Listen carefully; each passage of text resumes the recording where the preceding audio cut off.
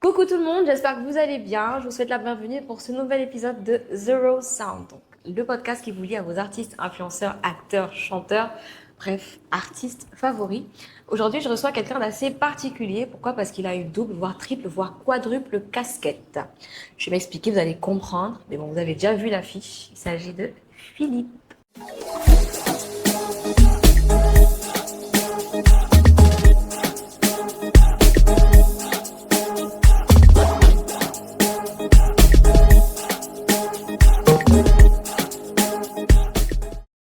Comment tu vas? Ça va, je vais bien. Tranquille. Est-ce que tu peux te présenter? Dis-nous qui est Philippe, s'il te plaît. Alors, Philippe Sylvain Coly, c'est un Sénégalais qui est né au Sénégal, qui a grandi au Sénégal, passionné de musique, passionné de cinéma et qui évolue dans le domaine professionnel de l'immobilier.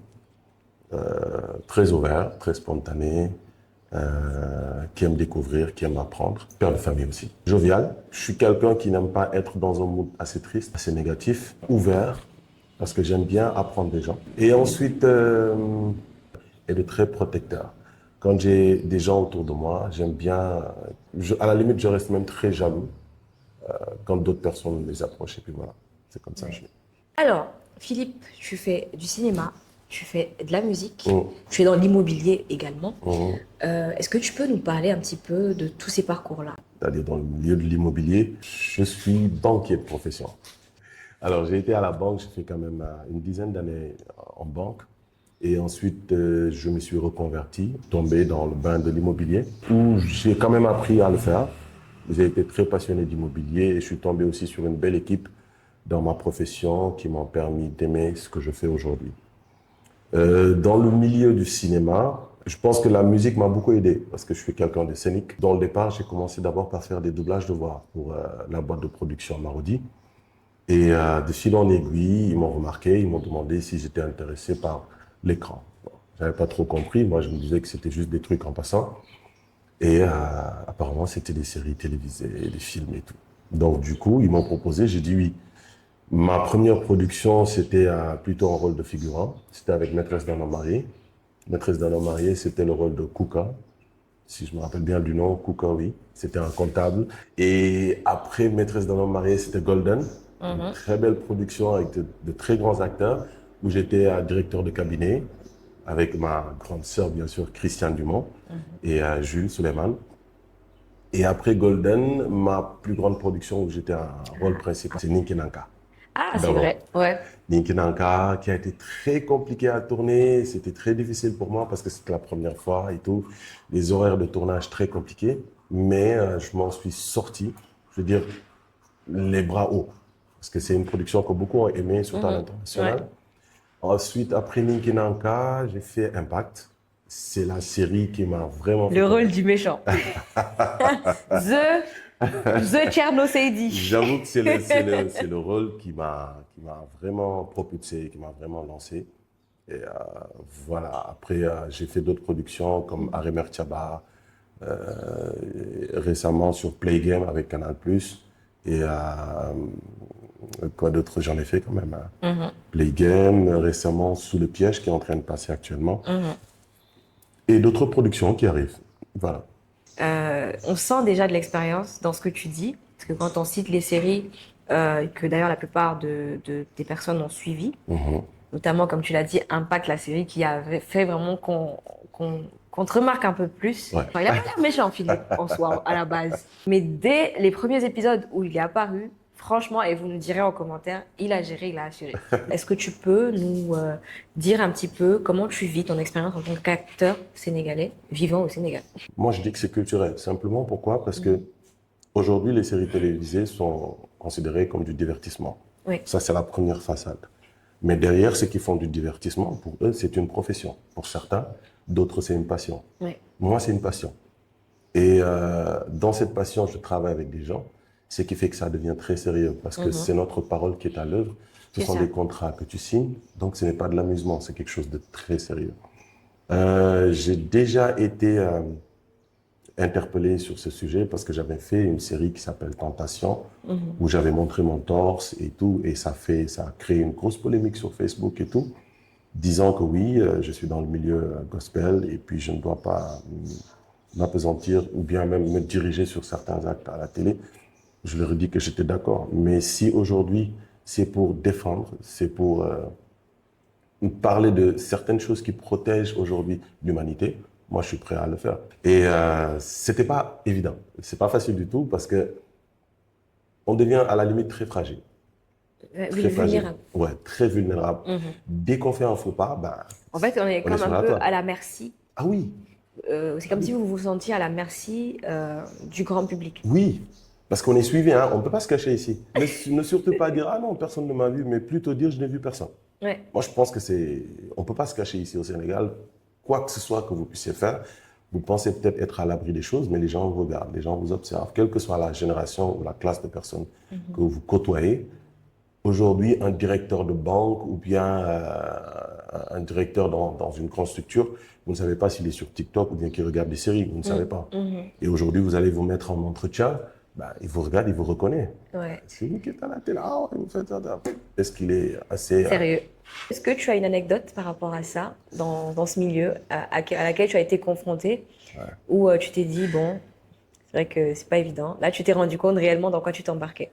C'était au tournage de ma première production, Ninki Nanka. Alors, c'était tellement difficile qu'on a enchaîné plus de 3 mois où on tournait que les nuits. C'est-à-dire, j'allais au boulot, je descendais, à 17h, 18h, je prends ma douche, j'attends qu'on m'appelle pour venir tourner à 21h. Et je sortais de là-bas à 5h, 6h du matin. Pour retourner bosser. Pour retourner bosser. Donc, quand j'arrive chez moi, je prends une douche, je prends mon café, je m'habille, je vais au boulot. Et ça, je l'ai fait pendant au moins 5 à 6 mois. Et puis, j'avais perdu beaucoup de poids, ça m'a fait un sport accéléré. Ce sont des sacrifices que nous faisons, nous, en tant qu'acteurs, et qui peuvent arriver souvent. Et ça, j'avoue que ça m'a stigmatisé. Ça m'a stigmatisé au moins, comme je dis, 6 mois. C'était pas évident. Ouais. C'était pas du tout évident. Quand vous le dites à certains, ils vous disent, ah ouais, je peux le faire. On verra. C'est pas évident. Donc, du coup, la passion me pousse vraiment à faire beaucoup de choses. C'est comme pour un chanteur ou bien un musicien qui dort tout en studio, quoi. C'est normal, c'est parce qu'il est passionné, qu'il a envie qu'il y ait du résultat dans ce qu'il est en train de faire, qu'il se donne, quoi. Mais après, au fil du temps, il faut apprendre à être organisé. C'est vrai que c'est quelque chose qu'on aime bien faire, mais après, il ne faudrait pas qu'on se tue à la tâche à un point où, autour de nous, ça prend un coup, quoi. Alors, du coup, ton dernier tournage, c'était avec une production internationale. D'ailleurs, je pense que les premiers épisodes sont déjà sortis. Et bien que nous, nos maisons de prod tendent vers l'international, je voudrais savoir quelle expérience, du coup, tu fais et la comparaison. Est-ce que tu fais une différence entre nos productions donc locales, donc sénégalaises, et les productions internationales, donc les grandes boîtes telles que Canal+, etc. C'est tout à fait culturel, parce qu'aujourd'hui, quand tu parles de grandes productions, Canal+ travaille beaucoup avec les productions sénégalaises, les maisons de production sénégalaises, dont Marodi et Keo Productions. C'est ça. Après, c'est une question d'organisation. Keo, par exemple, appelle beaucoup de réalisateurs qui viennent de l'extérieur, donc c'est une autre mentalité. Ici, dans les maisons de production, c'est une autre organisation aussi, c'est une autre mentalité. Mais on arrive, nous, à s'adapter aux deux. J'ai beaucoup aimé tourner avec des maisons de production, comme tu les appelles, les grandes maisons de production. Parce que c'est un flash en parallèle avec les maisons de production en local qui nous font connaître sur D'autres plans. d'autres C'est plans. ça. Voilà. Ils utilisent peut-être des canevas différents, Oui. mais après, à la fin, c'est pour qu'on puisse être connu dans l'international. C'est hyper intéressant. Donc, c'est vrai qu'il y a un système de fonctionnement qui est assez différent, mais on s'adapte. En tant qu'acteur, on est obligé de s'adapter. On est obligé de s'adapter. Et après, vous-même, en tant qu'acteur, quand vous montrez que vous êtes quelqu'un d'assez sérieux, comme venir à l'heure, apprendre les scénarios, les jours à jour, quand on dit action, vous savez ce que vous devez faire. Parce qu'en fait, c'est des trucs qu'on apprend avant. Moi, je suis arrivé dans des maisons de production où, au moment de tourner, c'est là où on me donnait mon scénario. Ah ouais. Et si vous n'avez pas cette expérience de savoir comment scinder et apprendre votre jour à jour, ça, vous perdez énormément de temps et vous faites perdre à la production énormément de temps. Donc voilà, il faut développer certains réflexes quand on est acteur, quoi. Ouais. Super. Alors, est-ce que tu peux nous dire quelque chose que personne ne sait sur toi? Beaucoup ne savent pas que je suis marié déjà et beaucoup ne savent pas que j'ai 2 enfants. Ok. Ouais, j'ai un garçon et une fille. Enfin, une fille et un garçon. Une fille de Vas-y, 7 ans, un garçon de 2 ans, bientôt. Le choix du roi. c'est ça. Alors, du coup, on va parler un petit peu de ta carrière musicale. Mhm. Alors, mais si vous suivez tout ce qui est culture, donc je dirais chrétienne, ici au Sénégal, vous devrez forcément connaître le chœur Kandjele. Donc sachez que lui, c'est Kandjele. Voilà. Donc est-ce que tu peux nous parler un petit peu de cette partie de ta carrière, Ouais. ce côté musique? La musique, c'est depuis le bas âge. Dans ma famille déjà, mon père est passionné de musique. Ma mère, n'en parlons pas, elle chantait déjà dans une chorale. Et j'ai commencé par les chorales à la paroisse des Martyrs de l'Ouganda. Déjà, tout en étant jeune, avec la petite chorale qu'on appelle la chorale Saint-Michel. Mhm. D'ailleurs, cette année qui fête 45 ans. Ensuite, à Daniel Brottier. Ensuite, j'ai fréquenté un chœur d'hommes qui s'appelle Chœur Pro, où il n'y avait que des hommes. Donc, de fil en aiguille du moins, j'ai fait mon expérience musicale. Mhm. J'ai coaché des groupes, des chorales, voilà. Au fur et à mesure, j'ai pu avoir beaucoup d'expérience dans Mhm. ça. Et en 2022-2023, j'ai décidé de me lancer dans ma carrière personnelle. Personnel. J'avoue que c'est pas trop facile parce que au départ, les moyens ne sont pas là Mhm. et on est obligé de faire tout seul. Donc, du coup, je travaille tout seul dans mon mini studio. Et voilà, au fur et à mesure, les gens ont apprécié. Après, il y a une vraie mission. Quand on se dit qu'on doit chanter que pour Dieu, il va falloir faire certaines réserves. Mhm. Il va falloir changer de personnalité, changer beaucoup de choses en tout cas, Ouais. qui vont faire que les gens auront une bonne image de toi. Mhm. Après, c'est Philippe, quoi. Moi, je viens vers les gens comme je suis. Mhm. Je ne vais pas tricher. Et voilà, les gens ont apprécié ma personnalité dans ce que je fais et faire le link entre le cinéma que je fais et la musique gospel, bien Mhm. entendu.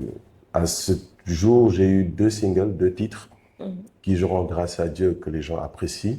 Et il y en a d'autres qui arrivent parce que j'en ai beaucoup en banque.